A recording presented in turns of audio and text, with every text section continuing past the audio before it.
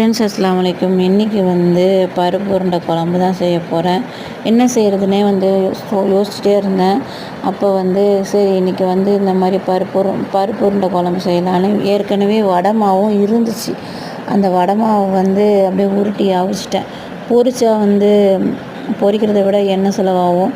அதுக்கு அவிச்சிட்டு அப்படியே வந்து பருப்பு உருண்டையை வந்து நான் ஆணத்தில் போட்டுட்டேன்.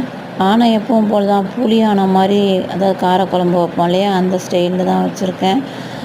வடகம் போட்டு கடுகு கருவேப்பிலை வெந்தயம் இதெல்லாம் போட்டு தாளிச்சிட்டு அப்படியே அந்த தக்காளி வெங்காயம் மசாலா இதெல்லாம் கொட்டி அப்படியே கொஞ்சம் நேரம் அப்படியே கிண்டி விட்டுருணும் சுருளை.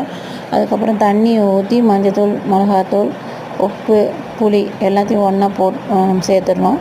சேர்த்துட்டு நல்லா கொதித்து அப்படியே வரும் திக்காக. அந்த டைமில் வந்து இந்த பருப்பு உருண்டையை வந்து போட்டு விட்ற வேண்டியது தான்.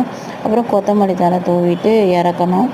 ஈஸியாக சீக்கிரம் முடிஞ்சிடும். அதனால் அதையே செஞ்சுட்டு இங்கே பீன்ஸ் பொரியல் முட்டை போட்டு அதுதான் செஞ்சுருக்கேன். இது ரொம்ப ஹெல்த்தி அந்த பீன்ஸ் பொரியல்.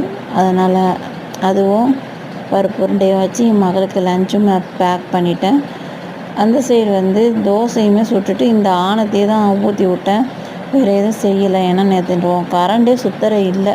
ஃப்ரிட்ஜில் உள்ளதெல்லாம் வந்து ஒரு மாதிரி ஆன மாதிரி இருந்துச்சு. ஏன்னா ஃப்ரிட்ஜு நைட்டும் போடாமல் அப்படியே விட்டுட்டேன், பார்க்கவே இல்லை. காலைல பார்த்தா எல்லாமே அப்படி ஒரு மாதிரி ஆயிடுச்சு. மறுபடியும் அது வந்து க்ளீன் பண்ணுற வேலை இருக்குது. என்னென்ன வேலை வந்து முடிக்கணும்னு நினச்சனோ அதெல்லாம் அப்படியே பெண்டிங்கில் இருந்துச்சு. அது நைட்டு முடிச்சுட்டு படுக்கலான்னு பார்த்தா முடிக்க முடியல. 12 மணி ஆயிடுச்சு வீட்டு வேலைங்க. எங்கள் வீட்டுக்குமே வந்து நேற்று 1:30 மணிக்கு வந்து கிளம்பி போயிட்டேன் அந்த வீட்டுக்கு.